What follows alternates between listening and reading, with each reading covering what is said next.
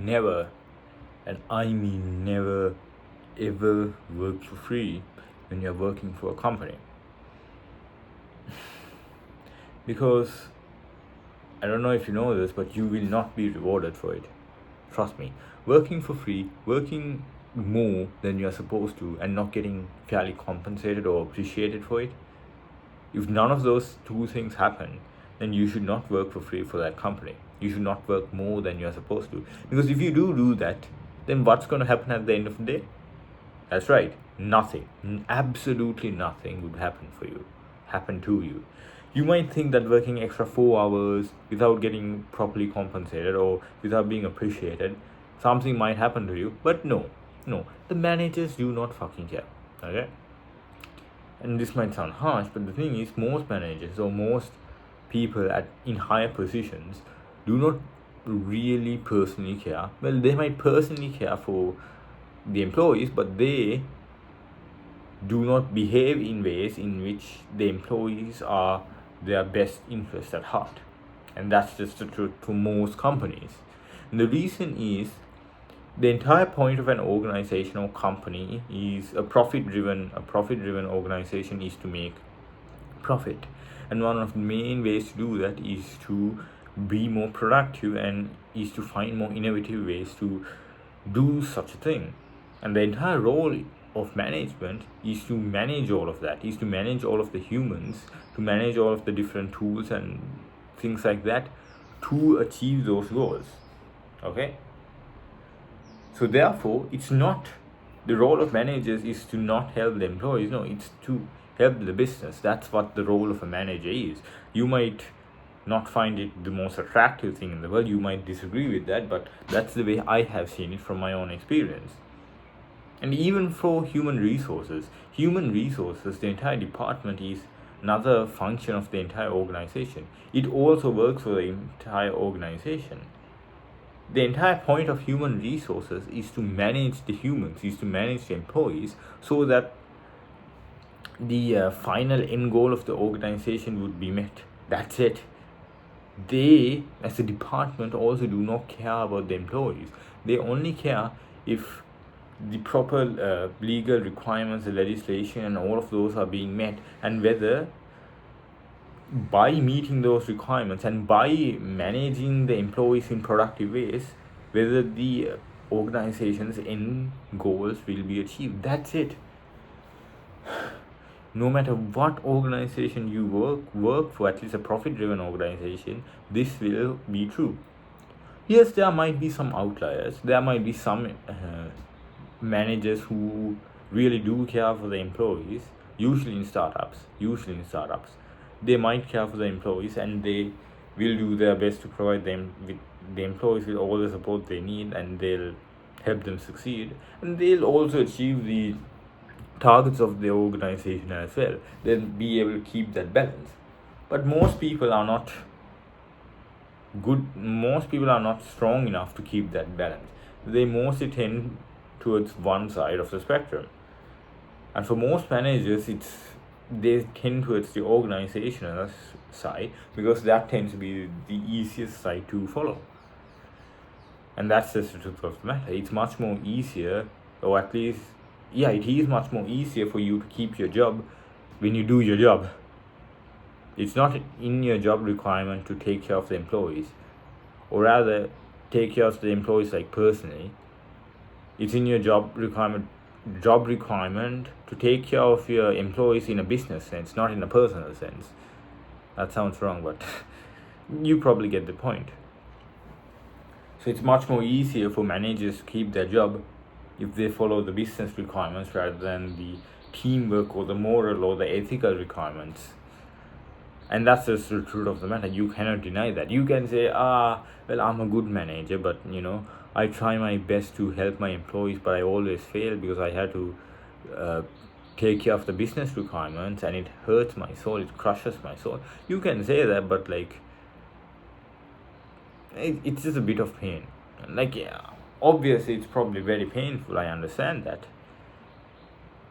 However, you're still following towards one side of the spectrum, and I'm not blaming anyone for doing that. Okay, it's just a job. You're all here to do a job, okay? If you do that, it's fine. You're not a bad person for doing that, okay? Some people might consider you bad. I personally do not. I do not give a shit, okay? However, the way I see it, a strong manager is someone who's able to balance both sides. And if you can only do the work by leaning towards one side, then you're not really a strong manager. No matter how you think about it, you're not a strong manager in my opinion. You're quite a weak manager. So if you want to be a strong manager, you have to balance both sides. And that's bloody difficult. That's why they call it being strong. It's bloody difficult to be strong. And most people would not be able to achieve that in their lifetimes. No matter how hard they try, they'll not be able to achieve it. Like we all say that if you believe in yourself strong enough, then you'll be able to achieve it. But that's not the case. That really is not the case most of the times. Maybe some of the times, but a lot of the times it's not the case. Like a dude who's currently in wheelchairs, his legs are broken, legs are gone, they're gone. No matter how much he believes, a new pair of legs won't just magically grow. That's just how it works. Sometimes, no matter how hard you believe, you'll not be able to get it done. And that's okay. You will fail. You will entirely fail. You will shit your pants. It's just normal. And you have to accept that. Chances are you are going to do a lot of things that you are going to regret during your lifetime.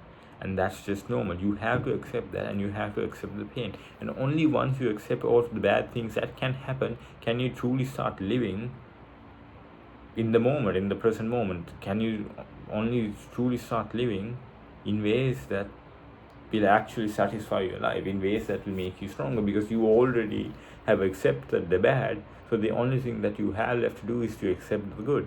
And that is significantly more pleasant than accepting bad outcomes. And that's what a manager should strive to do. They should strive to be strong in regards that they have to accept all of the bad outcomes of being a manager. And a lot of them do not do that. They try to wiggle out of that. And that's what makes a weak manager, in my opinion. And to be strong, you have to be able to do that, but it just does not happen. Anyway, the reason why I made this video is because yesterday one of my colleagues had to work 1 hour of unpaid OT because the manager was, well, this particular person is not the most pleasant person to be with, and she basically bullied, harassed her way to make that person work an hour of unpaid OT, and that really angered me. I want to make a sharp complaint regarding that. I probably will. So yeah, that's why I started the video with saying never work more than you're supposed to in an organization, because the organization is profit driven. So you should be fairly compensated for that work, because if their entire target is to make profits, then so should your target as well. Because if they don't care in like a personal, ethical or moral sense what your needs are, then you shouldn't either. You should also work in a profit driven matter and a business driven matter. That's it. Work your lot and that's it. Do not ask for more, do not ask for less. And you might be thinking, oh well, I want to work more because I can get promoted. No, that's not how promotions work. They do not care about that, okay? They might care about that to a little extent. The only way you can get promoted is if you show an innovative idea that will get you recognized, okay? That's it. And, well, there's two things. First is innovation, and the second is your social skill. If you are able to socialize and grow strong enough network, and you mingle with the right people, then you will get promoted, okay? The first part is, innovative ideas, and the second part is socialization. You socialize well, you show that you're a genius, basically, you'll get recognized, and then you'll get promoted. That's it. That's all you really need, because think about it. When you get hired for a job, or rather when you're searching for job, blah blah blah blah blah, you're like sending your CV, and then you finally get the interview. The most important factor that they'll check is how confident you are in the interview, how you carry yourself, how you do all of that. That's what they'll most likely check. How well you answer the questions, how well you basically bullshit how good your bullshit answers are to get the job. That's what their first priority will be.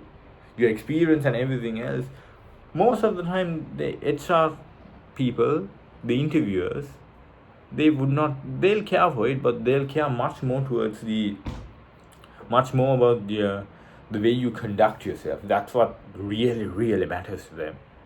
And the same is true with promotions, at least in the company I work for, and for the vast majority of companies. It's how well you conduct yourself and how well you are able to answer those interview questions that will matter. So you prepare for that. Because if you don't prepare for that, then you're not really preparing for anything. So prepare for that. Okay? Prepare for all of that, and you will succeed. I guarantee you that you will succeed. Yeah, that's what I wanted to make. That's what I wanted not make, but that's what I wanted to rant about. I hope you enjoyed, and yeah, I hope you learned something, or you were able to vent out your feelings by watching me vent out my own feelings. Anyway, yeah, thanks for watching this. Blah, blah, blah, blah, blah. Thanks for watching this video. See ya.